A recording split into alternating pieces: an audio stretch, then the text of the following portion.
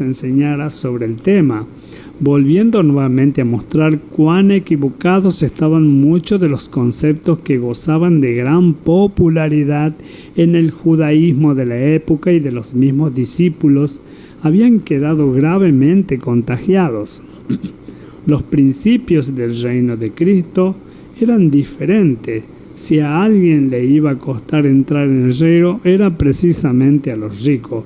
Cuando nos referimos a las personas ricas, no solamente a los ricos materialmente, sino a los que hacen de su riqueza algo que no está bien. Pensémoslo así. Tal es el caso del alcoholismo, de la prostitución. No hablemos de esas cosas, hablemos solamente de los juegos.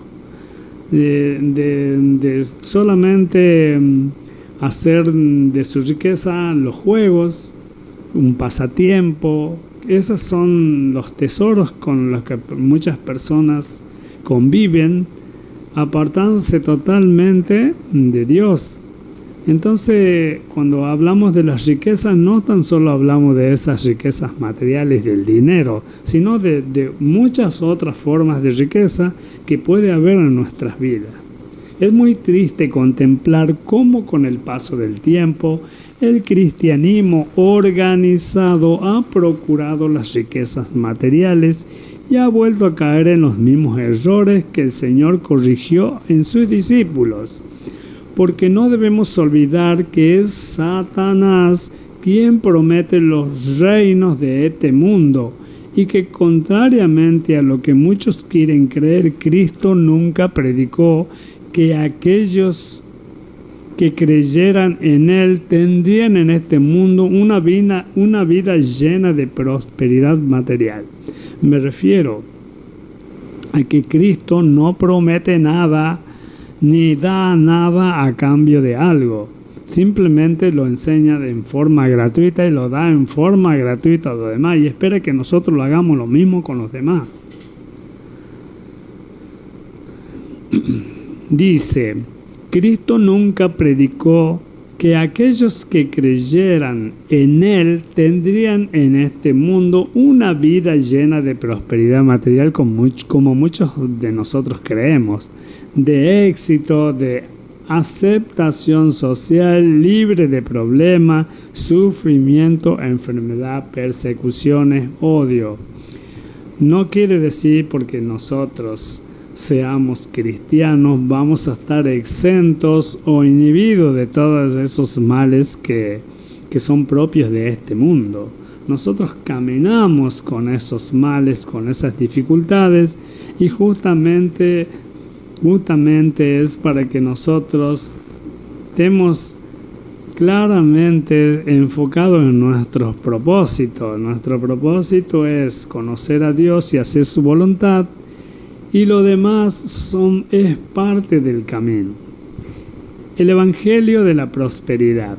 En la actualidad hay ciertos grupos, como les dije, que enseñan sobre la prosperidad. En realidad refleja exactamente el mismo tipo de pensamiento que el Señor Jesucristo corrigió en su discípulo hace 2000 años y que vamos a estudiar en este pasaje. En cualquier caso, no nos debe extrañar que este Evangelio de la prosperidad tenga tanto éxito en la actualidad. Sus predicadores dicen, la pobreza es del diablo y Dios quiere que todos cristianos sean prósperos. La pobreza es un espíritu maligno del que Dios nos va a liberar. Y en medio de un mundo donde la riqueza y el éxito son idolatrados, no tiene nada de extraño que a la gente le agrade este tipo de mensajes, y eso es verdad. Por otro lado, volvamos a eso, todos nos sentimos atraídos por las cosas que prometen prosperidad. Hablemos de las redes sociales, las mismas aplicaciones en los celulares. Nosotros somos atraídos como moscas a la leche por ese tipo de ofertas que nos hace el mundo. Por otro lado, el camino propuesto para el éxito es relativamente fácil.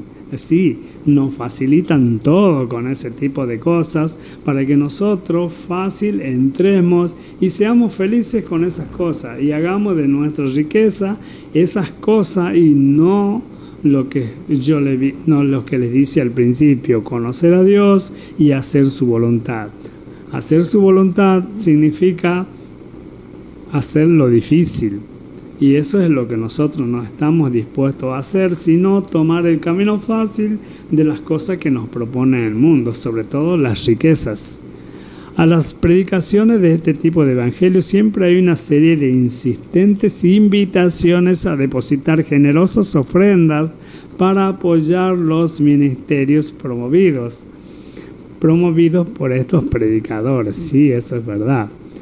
Lo mismo que en las redes sociales, aparentemente son gratis, pero no es así. Cada vez que nosotros entramos, abrimos la página, alguien está ganando con eso. O sea, no es nada gratis. Su mensaje es: envíenos una ofrenda para que la bendición de Dios sea puesta en acción. Cuando más generosa sea la ofrenda, mayor será la bendición de Dios para su vida. Este es un punto al que nosotros tenemos que dedicarle mucha atención, sobre todo cuando muchas veces creemos que nosotros, sacrificando lo que no tenemos, con ese propósito de que cuando más demos, más recibiremos, estamos siendo insensatos. Tenemos que tener el propósito de ayudar, sobre todo a nuestras instituciones religiosas, en las cuales creemos en todo lo que nos proponen, pero tenemos que tener cuidado y ser conscientes de lo que nosotros podemos y hasta dónde podemos llegar. Si la promesa de prosperidad no se cumple, no pida cuentas, porque lo que le dirán es que uno ha tenido la fe suficiente o adecuada. O sea, todo está manipulado verbalmente. Nada de eso está comprobado. Solo son engaños a través de los cuales esa prosperidad solo va para ciertas personas y no para el que es engañado. Además, la vida de estas superestrellas del Evangelio de la prosperidad están marcadas por lujos excesivos y riqueza. Conducen autos caros, tienen casas de varios millones de dólares y viajan en sus aviones privados. Les gusta vivir de forma ostentosa y alardear de todo lo que tienen, puesto que según ellos se tratan de bendiciones de Dios que evidencian los espirituales que son. Lo cierto es que sobre este tipo de predicadores siempre pesa la sospecha de si están enriqueciendo indebidamente mientras explotan la ingenuidad de los creyentes sinceros que ofrendan sus dinero. La postura bíblica, por mucho que se revista de espiritual, este movimiento hace de materialismo una meta para el creyente, alejándolo de los verdaderos valores espirituales. Por supuesto, Dios quiere bendecir abundantemente nuestras vidas. Lo que resulta extraño, sin embargo, es el énfasis desmedido que este movimiento pone en lo material. En la mayoría de las ocasiones, sus predicaciones parecen tener más interés en aquellas cosas que se pueden disfrutar en este mundo que en la salvación eterna del alma. Ahí está la gran comparación y la gran verdad. Primero tiene que estar la salvación del alma y después tiene que tal vez disfrutar de este maravilloso mundo que Dios nos ha dado. No podemos dejar de sentir admiración por este mundo que Dios nos ha dado, pero primero está buscar nuestra salvación del alma. El apóstol Pablo decía que Dios nos ha bendecido con toda bendición espiritual en Cristo. Y el Señor Jesucristo hizo una seria advertencia sobre la avaricia, explicando que la vida del hombre no consiste en la abundancia de bienes que posee. No vemos en ninguna parte de la Escritura la afirmación de que todos los buenos creyentes tienen que ser ricos o que la pobreza esté relacionada con la falta de fe. Precisamente el capítulo 11 de Hebreos, que trata especialmente de la fe, describe con claridad que por la fe algunos conquistaron reinos, hicieron justicia, alcanzaron promesa, taparon boca de leones, apagaron fuegos impetuosos, evitaron un filo de espada, sacaron fuerzas de debilidad, se hicieron fuertes en batalla, pusieron en fuga ejércitos extranjeros, pero también por la misma fe otros fueron atormentados, experimentaron vituperios y azote y a más de esto prisiones y cárceles, fueron apedreados, aserrados, puestos a prueba, muertos a filo de espada, anduvieron de acá para allá cubiertos de pieles de oveja y de cabras, pobres, angustiados, maltratados, errando por los desiertos, por los montes, por las cuevas y por las cavernas de la tierra. ¿Cómo vemos la fe auténtica se puede manifestar de formas muy diversas, llevando a unos a la pobreza y a otros al triunfo? Pero notemos que todos ellos fueron aprobados por Dios en cuanto a su fe. Por lo tanto, establecer la cantidad de riqueza que uno tiene como criterio para valorar la vida espiritual es completamente falso. No nos olvidemos lo que dije al principio, más pobre, menos pobre, eso no nos tiene que nosotros desenfocarnos de lo que realmente interesa, que es conocer a Dios y hacer su voluntad. Por otro lado, no olvidemos que Dios ha dado diferentes dones a los creyentes, proveyendo en cada caso de lo necesario para su desarrollo. Así que a algunos le da riqueza para que puedan repartir con libertad, tal como el libro de Hechos nos explica qué ocurrió al comienzo de la iglesia cristiana. Pero no podemos decir que el propósito de Dios para todos los creyentes es que sean ricos, porque Él reparte sus dones de forma diferente a cada uno de sus hijos. Y ahí está la explicación para todos nosotros. Algunos somos ricos, algunos somos pobres, algunos somos sobrevivientes. Y entonces tenemos que mirar la vida de ese punto de vista. Esto es lo que nos ha dado Dios. Nosotros tenemos que ser felices con lo que Dios nos dio. Y tenemos que luchar por los principios y los valores espirituales. Estos predicadores citan la palabra del Señor Jesucristo cuando dijo que por sus frutos los conoceréis, para dar a entender que una vida de éxito material es la evidencia de la verdadera espiritualidad. Sin embargo, no nos olvidemos que cuando hablamos de frutos estamos hablando de otro tipo de frutos y no de los frutos de la riqueza.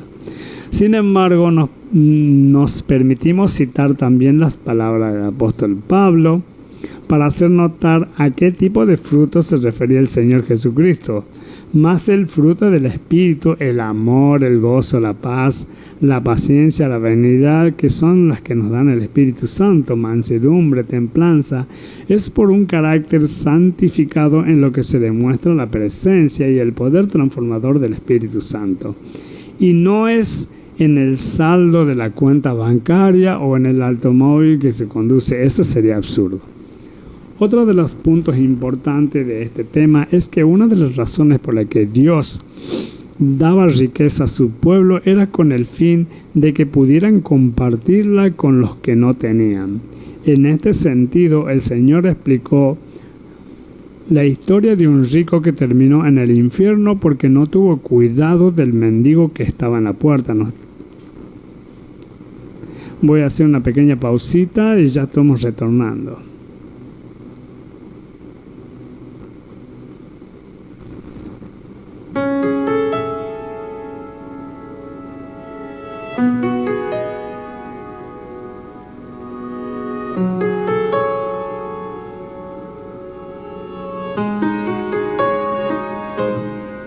Corrió su sangre por el madero, a él no lo mataron, se entregó primero. De tal manera amó Jesús, que entregó su vida en la cruz. No dijo nada, no abrió su boca, le hieren, le golpean, pero él perdona. De tal manera amó Jesús, que entregó su vida en la cruz.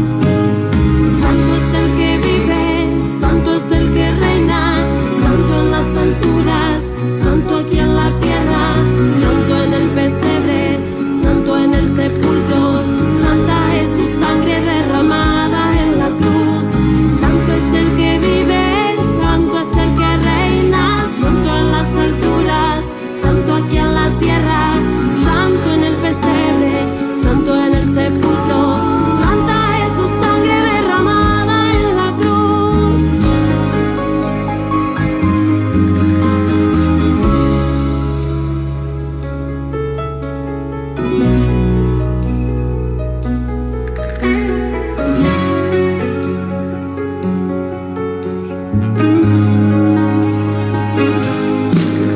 Todos lo verán como un rey en las nubes, volverá coronado en poder y autoridad.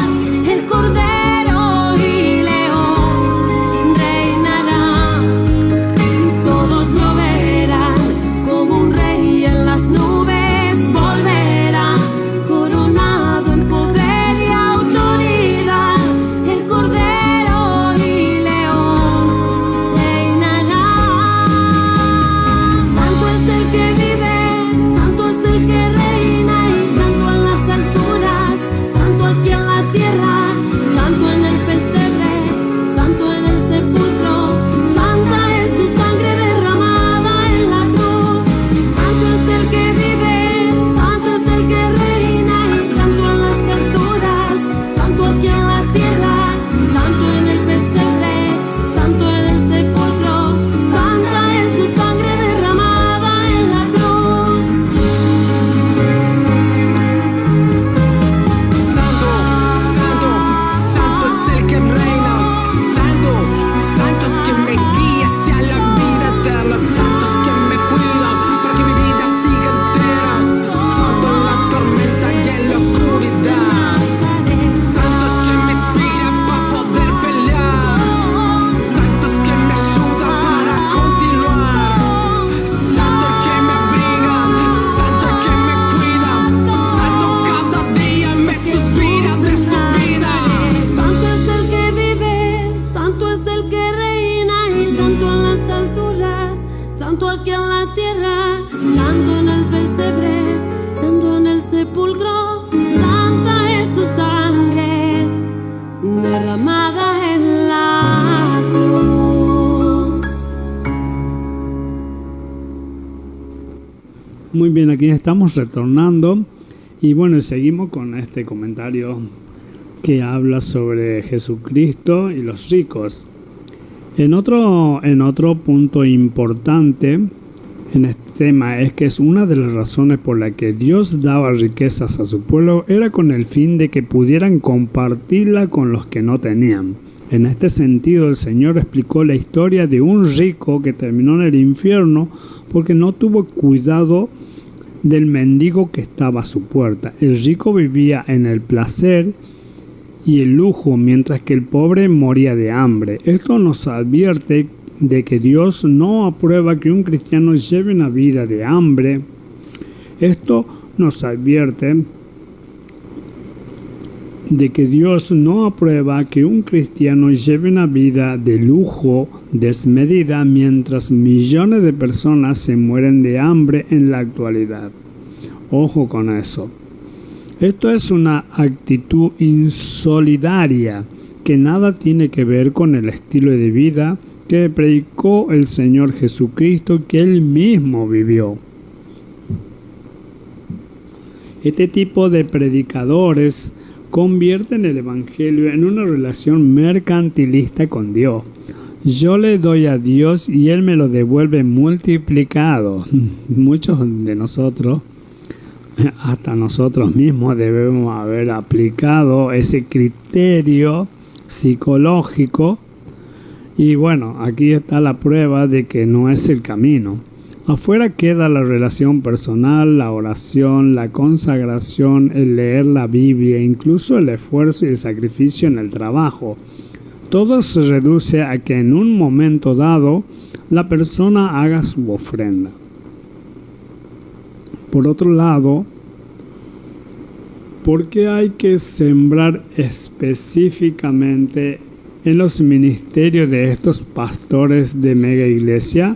¿Acaso no nos bendecirá Dios si ofrendamos en nuestra propia iglesia local, que seguramente tiene también muchas necesidades? Cuando José y María fueron al templo a presentar a su hijo, lo que llevaron para el sacrificio fueron 2 tórtolas, que eran lo que la ley estipulaba para las personas más pobres. Más adelante, durante el ministerio público, a uno que quería seguirle, le explicó: los zorros tienen sus guaridas y las aves de los cielos nidos, mas el Hijo del Hombre no tiene dónde recostar su cabeza.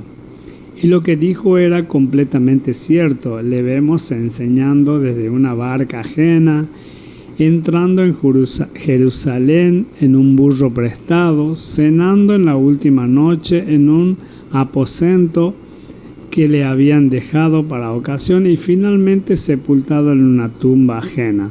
O sea que nuestro Señor Jesucristo, la mayor riqueza y la mejor riqueza, nos está enseñando que no somos nosotros mismos, que no tenemos a nosotros mismos. No nos olvidemos de esto.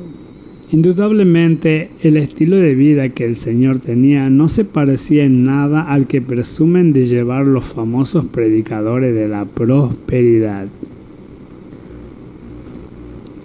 El apóstol Pablo reconocía haber pasado situaciones de pobreza en la obra de Dios, también sus compañeros. Estas fueron las palabras que Cristo: cuán difícilmente entrará en el reino de Dios los que tienen riqueza. Su abandono fue doloroso. Era otra alma que partía rumbo a la condenación, y nos preguntamos si no habría habido ninguna otra forma de retenerlo. ¿Por qué el Señor fue tan radical con él hasta el punto de mandarle que vendiera todas sus posesiones? ¿No se podía haber rebajado un poco el nivel de exigencia para ver si de esa forma el joven hubiera aceptado quedarse? Al fin y al cabo, tampoco habría venido mal a la causa del Evangelio tener a una persona con recursos financieros entre sus filas. Podemos plantearlo de muchas maneras, pero cierto es que el Evangelio del Señor Jesucristo es radical. Vende todo lo que tiene y dalo a los pobres, y tendrás tesoro en el cielo. Y ven y sígueme, tomando tu cruz. Dios no acepta un corazón dividido, no acepta lealtades a media. Exige la ruptura y el abandono de todo aquello que interfiera en este seguimiento. Nosotros podemos estar tentados a endulzar las palabras, a rebajar un poco el precio, a colocar una cruz menos pesada, pero Cristo no lo hace. Él dio su vida entera en la cruz y con el fin de ganar enteramente al pecador. Y a Dios no le mueven nuestros intereses. Quiere salvar al pecador y no le interesan los bienes que puedan tener a la posesión social que ocupe. Los peligros de la riqueza. Este mundo, con toda su publicidad, quiere despertar en nosotros la admiración y la envidia hacia aquellos que son ricos, pero el Señor veía con claridad los peligros de la prosperidad económica. Y por supuesto, esto es algo en lo que también deberán reflexionar los predicadores del Evangelio y de la prosperidad.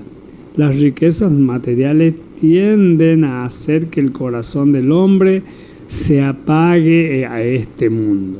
Se apegue a este mundo. Es el caso de los tiempos que vivimos. No nos queremos ir de este mundo y nada nos va a hacer entender que las cuestiones no son como el mundo nos propone. Crean una falsa sensación de poder, seguridad y autoridad. Con facilidad la persona se vuelve arrogante, orgullosa y satisfecha de sí mismo. Cristo se refirió a la riqueza como el engaño de las riquezas, puesto que hacen que la persona que las posee llegue a creer de sí mismo algo que realmente no es. Además, es como cuando nosotros vemos a alguien y decimos, ¿qué se piensa este? Además, no se da cuenta tampoco de lo pasajero que pueden llegar a ser. ¿Cuántos han pasado de la riqueza a la pobreza en muy poco tiempo? Con facilidad, al centrarse tanto en lo material, es fácil llegar a perder de vista lo importante que son las relaciones personales, tanto con nuestro semejante como con Dios. Finalmente, las riquezas esclavizan gradualmente a aquellos que se aferran a ellas. Crea una cada vez mayor dependencia de la comodidad de la buena vida, hasta que llega un momento en que las personas no pueden renunciar a ella. Es el caso que venimos a comentar hoy día. Si Jesús o alguien te pide renunciar a todo para cumplir el mayor propósito de nuestras vidas, seguramente muchos lo vamos a hacer.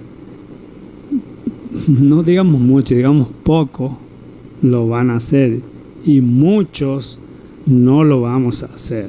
Las riquezas suponen una tentación muy grande. Alguien ha dicho que por cada 100 personas que pueden soportar la adversidad, no hay más que una que pueda soportar la prosperidad. ¿Cuántos creyentes hemos visto que mientras tuvieron lo justo para vivir fueron fieles al Señor, pero en el momento que prosperaron se hicieron mundanos y casi olvidaron definitivamente su fe? Se necesita ser un gran hombre de Dios para manejar fielmente las riquezas y aún así estará sujeto a muchas y variadas tentaciones. El hecho de ser rico no ayuda a la persona a salvarse, sino más bien se puede convertir en facilidad en un obstáculo. El rico tiene la tendencia a sentirse superior y en la entrada a la salvación hay que reconocerse pecador, culpable, desgraciado, miserable, exactamente igual que todos los demás hombres. Allí un rico está en la misma posición que el pobre, aunque probablemente le cueste más reconocerlo. En el Sermón del Monte, el Señor Jesucristo dijo: bienaventurados los pobres de espíritu, porque de ellos es el reino de los cielos. Esto complementaría la afirmación que estamos estudiando. Cuán difícilmente entrarán en el reino de Dios los que tienen riquezas. Ya en un momento yo quise explicar, cuando hablamos de riqueza, a qué nos referimos. No tan solo de riqueza de dinero, sino de riquezas de todo tipo que no sean la de buscar la salvación de las almas. Esa debería ser nuestra mayor riqueza. ¿A qué pobres se estaba refiriendo el Señor? Pues no eran los indigentes que están desprovistos de los bienes básicos para la vida, o los que sufrían algún tipo de opresión social, víctimas impotentes de la injusticia humana, sino a los pobres en términos espirituales. Aquellos son humildes y reconocen su necesidad y recurren solo a Dios en busca de salvación y hacen a Dios de su mayor riqueza. En sí mismo no hay ninguna virtud o ventaja en ser pobre, pero sí que es cierto que facilita el camino a la dependencia de Dios, del mismo modo que no hay ningún pecado en ser rico, siempre y cuando no se ponga la confianza en la riqueza y ésta no nos aparten de Dios.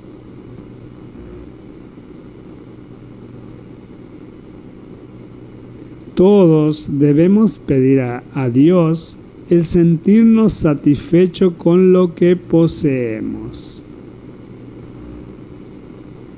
Como ya hemos considerado, el Señor estaba corrigiendo la forma equivocada en que ellos habían interpretado algunas partes de la Escritura del Antiguo Testamento. Para ellos, se refiere a los discípulos. Si una persona era rica, eso significaba que Dios le había honrado y bendecido. Según la interpretación popular, en aquellos días, el rico necesariamente tenía que estar en mejor posesión que el pobre para entrar en el reino, porque evidentemente ya disfrutaba del favor divino. Además, su concepto del reino de Dios era material y estaba limitado a este mundo terrenal, así que cuanto más posesiones tuviera, mejores preparados estarían para disfrutar de él. Pero ya hemos considerado en otros estudios que el reino, tal como era expuesto por el Señor Jesucristo, se trataba de un concepto espiritual que por el momento se desarrolla en el corazón del hombre y que tiene que ver principalmente con bendiciones espirituales. Ellos habían interpretado incorrectamente las promesas del Antiguo Testamento y cuando el Señor les explicó lo que realmente querían decir, les produjo un fuerte asombro. Él mismo que les causaría a los predicadores del Evangelio de la Prosperidad si tuvieran en cuenta este enfoque del Señor. Ahora el Señor aclara su declaración anterior. No es que los ricos no puedan entrar en el reino de Dios, sino los que confían en las riquezas. Esto no incluye exclusivamente a los que ya tienen riquezas, también tiene que ver con los que anhelan tener. ¿Cuántas veces hemos conocido a creyentes que desatienden las cosas de Dios por estar trabajando en 2 o 3 trabajos, a la vez con el fin de ganar más dinero? Se pueden amar y codiciar lo que se tiene, pero también lo que se desea tener. Ambas cosas son igualmente destructivas. Frecuentemente la riqueza inclina al hombre a sentirse autosuficiente incluso con respecto a la vida eterna.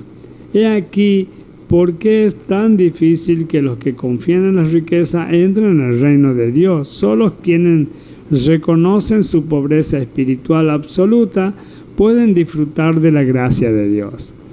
El rico confía que todo se puede pagar o ganar, pero no es así en el caso de la salvación. La imagen a primera vista es grotesca y se refiere al dicho de nuestro Señor Jesucristo. Dice, más fácil es pasar un camello por el ojo de una aguja. La imagen a primera vista es grotesca y a esto debe su eficacia. Algunos han buscado fórmulas para interpretar lo que el Señor quería decir. Es que trataba de algo muy difícil, pero en realidad se refiere a algo que es completamente imposible, como más adelante explicó. Para los hombres es imposible, mas para Dios no. ¿Qué es exactamente lo que lo resulta imposible? El contexto nos indica que alguien que confía en la riqueza es imposible que pueda salvarse. La salvación depende completamente de Dios. El hombre solo puede recibirla por medio de la fe, teniendo claro que la fe no es una obra, sino únicamente la petición desesperada de salvación, pero en ningún caso una obra meritoria.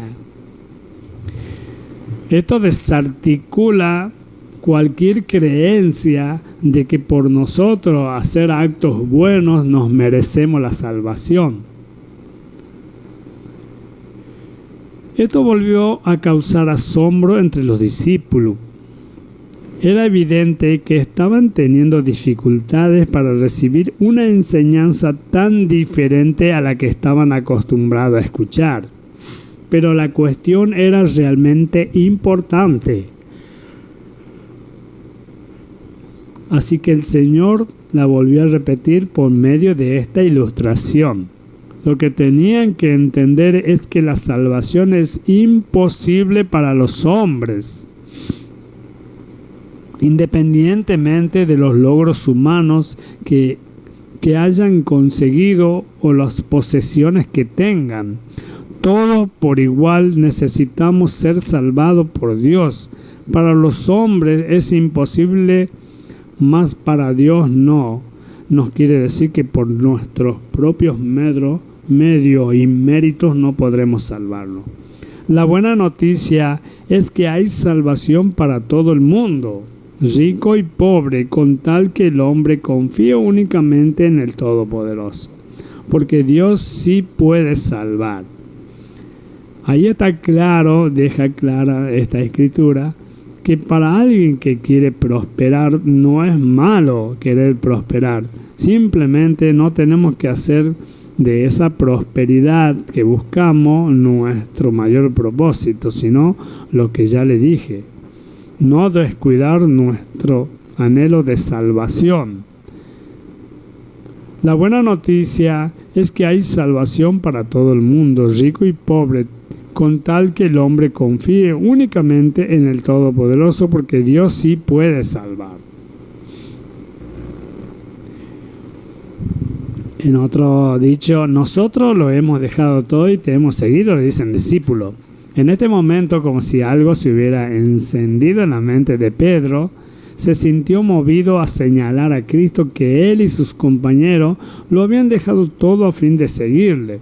Y esto era cierto. Simón y Andrés, dejando sus redes, le siguieron. Jacobo y Juan, dejando a su padre Zebedeo en la barca con los jornaleros, le siguieron. Y Leví, levantándose, le siguió, abandonando el banco de los tributos públicos y su trabajo. Ellos habían hecho lo que el joven rico no había querido hacer. Ahora bien, ¿qué pretendía Pedro al decir esto? Por la contestación que el Señor le dio a continuación, pareciera que estaba preguntando si ellos recibirían algo por su actitud desprendida.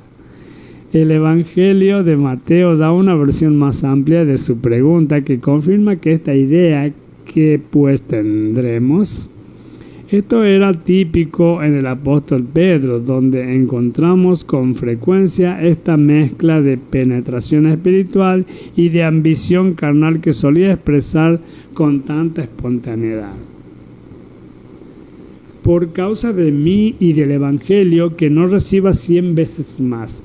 No hay duda de que Dios recompensa la fidelidad del creyente que deja casa, hermanos, hermanas, padre, madre, mujer, hijos, tierra por causa de Él y de su Evangelio. Sin embargo, en nuestro servicio al Señor debemos tener cuidado de que nuestra motivación no sea el deseo de ganancia, sino el amor de Cristo y su Evangelio, el intercambio. Aquellos que ofrendan después de escuchar a un predicador asegurándoles que cuando más den, más van a recibir, deben preguntarse honestamente si lo hacen por lo que esperan recibir de Dios para ellos mismos o si su interés está realmente en la causa de Cristo. Podemos hacer eso, podemos dar más, pero no con el propósito de recibir más, simplemente darlo porque lo queremos dar y porque podemos, no nos olvidemos. Debemos tener que poder. Si no podemos, no lo hagamos. No nos olvidemos de aquella viuda que dio sus últimas moneditas, pero no lo hizo con el propósito de que le sea devuelto 100 veces más. Lo hizo con todo corazón y con el propósito de ayudar a donde iba a poner digamos, la limosna. Y los predicadores tendremos que tener cuidado cuando enseñamos la palabra para no estimular este tipo de pensamientos codiciosos en la congregación. Veamos un ejemplo de cómo un predicador invitaba a su auditorio a pensar en términos puramente materiales mientras les animaba a ofrendar. La ley de la siembra y la siega le garantiza que cosechará mucho más de lo que sembró. No hay límite para la abundancia de Dios.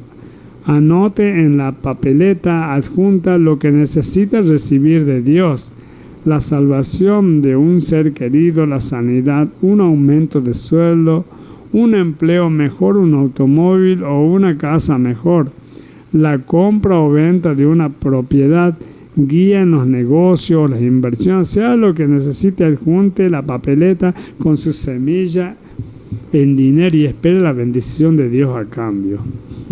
¿Pueden creer eso? No podemos ofrendar a Dios pensando en lo que vamos a ganar para nosotros mismos.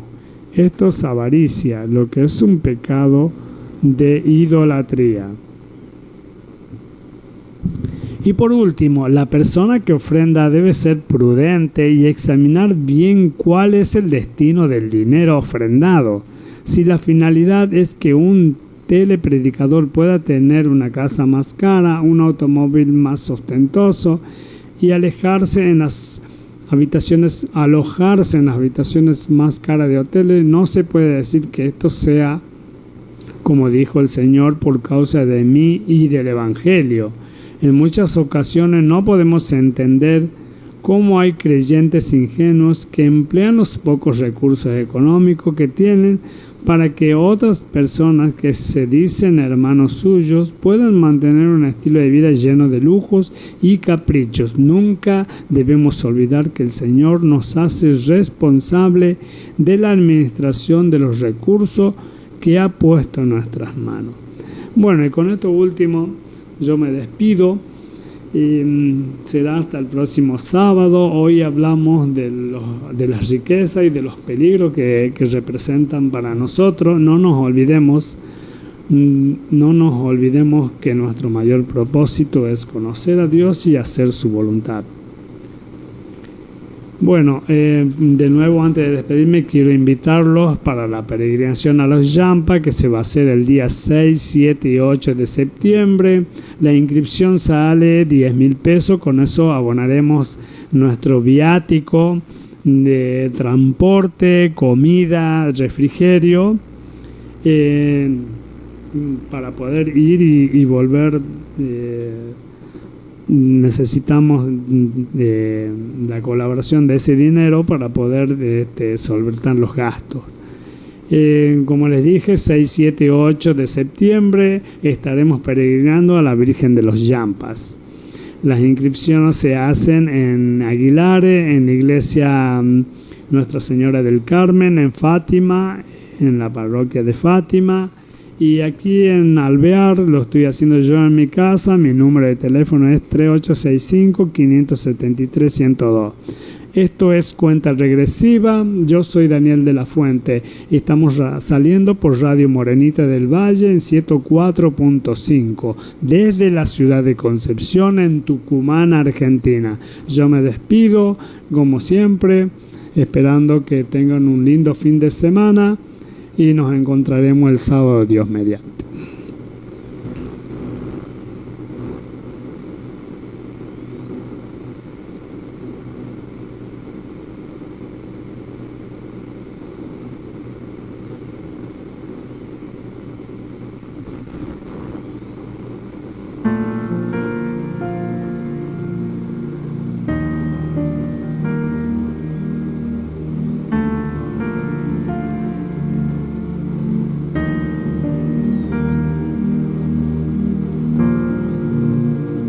Viniste a mi casa, me visitaste, disfruté tu presencia, me cautivaste.